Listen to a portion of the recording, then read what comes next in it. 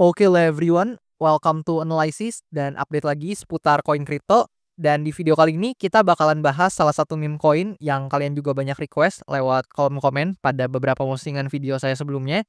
Dan buat meme coinnya sendiri adalah meme coin MOK ya. Dan tentu sebelum video ini saya lanjut, disclaimer dulu bahwasannya video ini sama sekali nggak bermaksud buat mengajak teman-teman semua menjual ataupun membeli aset tertentu dan juga sama sekali nggak bermaksud buat mempromosikan aset tertentu. So always do your own research karena this is not financial advice. Dan di sini buat pembahasan Mocoin ini sebenarnya baru beberapa waktu lalu teman-teman saya update. Tapi nggak apa-apa ya karena sesuai janji saya kalau misalkan banyak yang request bakalan saya bahas dan ulas lagi seputar yang kalian request tersebut atau koin yang kalian request. Dan di sini kalau kita lihat ya dari segi market cap dulu atau dari segi kapitalisasi pasarnya. Dan di sini saya udah sortir atau udah pilih dari sektor memes dan di sini kita coba slide ke bawah buat cari Mocoin-nya ya.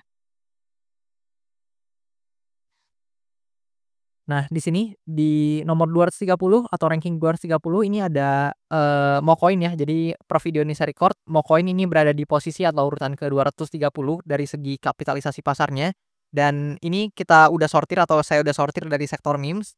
Dan buat teman-teman yang mungkin mau lebih mudah buat nemuinnya, kalian juga bisa pakai fitur searching-nya yang ada di sini. Tapi saya tadi coba slide ke bawah untuk nunjukin posisinya sekarang biar lebih jelas. Dan di sini kalau kalian lihat dengan jelas ya, Mocoin ini kalau kita sortir dari sektor memes ini tepat berada di atas dari Peanut the Squirrel, teman-teman, atau meme coin Peanut. Dan di sini kalau kita coba cek ke chart ya, teman-teman, kita coba balik lagi ke chart atau price action-nya. Nah, lebih kurang kayak gini. Dan mungkin di video kali ini juga saya nggak bakal jelasin ya dari price action-nya ketika masih di atas ini. Teman-teman boleh nonton video pembahasan Mocoin saya yang sebelumnya. Dan saya bakalan lebih fokus ke price action-nya yang sekarang, teman-teman. Di mana memang sangat disayangkan Mocoin ini udah breakdown dari important area-nya yang ada di range harga ini, teman-teman. Dan ada satu hal lagi, teman-teman, yang menurut saya juga sangat-sangat disayangkan, yaitu kalau kalian lihat di sini ya, ini kan dia udah breakdown ya dari, important area-nya di sini, yang berarti dia mengubah, demand area-nya, teman-teman. Sorry, kita coba hapus dulu nih biar lebih jelas. Berarti kan dia secara otomatis ya, ini mengubah, teman-teman, demand area-nya nih yang ada di range ini, itu menjadi area supply, teman-teman, atau yang tadinya support, dia berubah jadi resistance atau lebih dikenal dengan istilah support become resistance. Dan di sini kalau kita coba lihat, sangat disayangkan nih, buat mau ini ketika dia breakdown, kemudian dia coba testing lagi di supply area-nya, tapi ternyata gagal, teman-teman. Maksudnya gagal adalah bukan gagal testingnya, tapi dia gagal, breakout ke atas, teman-teman. Melainkan dia kembali koreksi ke bawah, teman-teman. Dan kalau begini, di sini, kalau kita coba lihat apakah ada contohnya yang lebih gampang dilihat ya. Kalau di mock ini mungkin nggak terlalu jelas ya, tapi kalau teman-teman bisa notice atau teman-teman mampir ke video-video saya yang lainnya, saya udah sering jelasin dan kasih contohnya juga. Jadi ada banyak sekali, habit atau ya kebiasaan lah ya di market crypto atau di berbagai aset lain juga, di mana kalau dia udah breakdown buat, important area-nya, ada kecenderungan untuk, price action-nya itu bisa testing lagi ke area sebelumnya yang di breakdown yaitu resistance-nya dan, lebih tepatnya resistance yang sebelumnya adalah demand zone-nya. Dan setelah itu dia melanjutkan penurunannya, teman-teman. Jadi karena ternyata di area sini kita dapat rejection yang sangat jelas, teman-teman, yang artinya tekanan jualnya ini masih cukup besar dan selling pressure ini masih ada di, mock ini dan secara otomatis kita bisa mengetahui ya bahwasannya sellers masih take control dan, penjualannya tentu lebih besar daripada, akumulasi pembeliannya. Dan maka dari itu kalian bisa lihat rejection and then dia turun sekarang, teman-teman, ke harga yang lebih bawah. Dan di sini kalau kita coba gambarin ya, nah lebih kurang kayak gini. Di sini kan kalian bisa lihat nih ada low point yang terbentuk nih sebelumnya.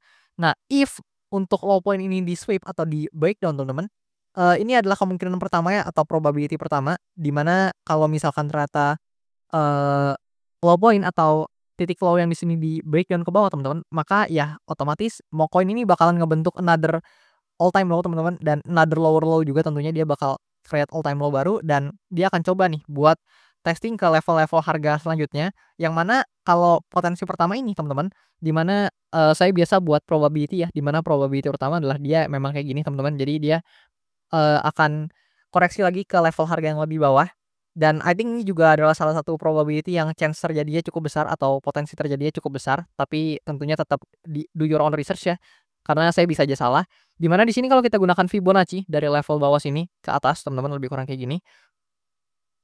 mungkin kita coba lebih presisi biar ya, lebih tepat sedikit teman-teman. Nah kayak gini dan kita coba sedikit lebih presisi teman-teman. Nah lebih kurang kayak gini, maka kalian bisa lihat target penurunan yang realistis untuk MOK adalah di area 1,618 yang di sini, yang mana ini adalah area, golden ratio-nya dari MOK coin ini sendiri teman-teman. Lebih kurang kayak gitu, jadi secara probability ada potensi dia untuk melanjutkan penurunannya ke, bawah atau ke area 1,618-nya yang di sini.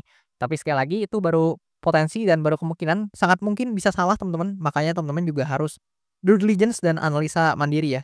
Dan di sini kalau misalkan kita berkaca dari potensi lain, jadi seperti biasa saya nggak mau cuman lihat dari satu sudut pandang atau satu kemungkinan aja, karena tentu ada kemungkinan lainnya, di mana kalau misalkan ternyata mau koin ini dapat tekanan beli yang bagus nih teman-teman, let's say deh kalau kita ubah, jadi line chart, misalkan nih ternyata dia di area, bawahnya yang mungkin di sini teman-teman, misalkan let's say dia area low-nya di kisaran harga ini nih, ini memang ada sedikit pemantulan yang cukup oke ya teman-teman. Misalkan di area sini let's say kalau kita gambarnya pakai box aja nih biar lebih jelas. Nah kayak gini, misalkan kita dapat, reaction deh ternyata di area support yang ada di sini kita dapat reaction yang bagus, ternyata ini malah membentuk semacam, kenaikan yang cukup oke teman-teman. Let's say dia kayak gini ya.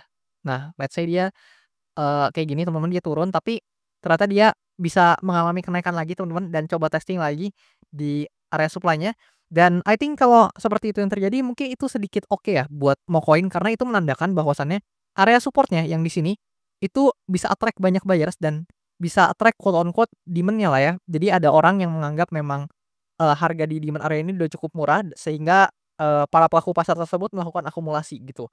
Dan I think kalau misalkan teman-teman mau bilang buat MOK ini bisa kembali bullish, sebenarnya agak cukup jauh ya teman-teman, tapi paling enggak kalau kalian mau lihat MOK ini quote on quote bisa kembali bullish, at least deh dia take over dulu buat area supply atau area resistance-nya. Jadi dia hopefully bisa take over nih area supply yang ada di sini. Jadi ya maybe dia gerak kayak gini and then dia bisa breakout, itu udah cukup oke banget teman-teman. Itu udah indikasi yang sangat bagus jika memang MOK coin ini bisa breakout dari area supply ini, ditambah juga dengan stochastic RSI-nya nih kan yang mulai closing ke atas juga, hopefully bisa, diikuti dengan price action-nya.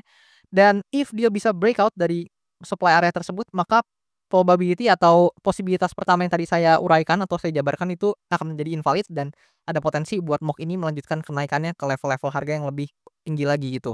Tapi I think ya dengan kondisi market yang sekarang, saya belum lihat potensi hal tersebut atau probabilitas kedua ini, chance terjadinya tinggi teman-teman. Dan dari POV saya tetap, melihat bahwasannya potensi pertama yang punya kecenderungan atau potensi lebih besar buat terjadi gitu teman-teman.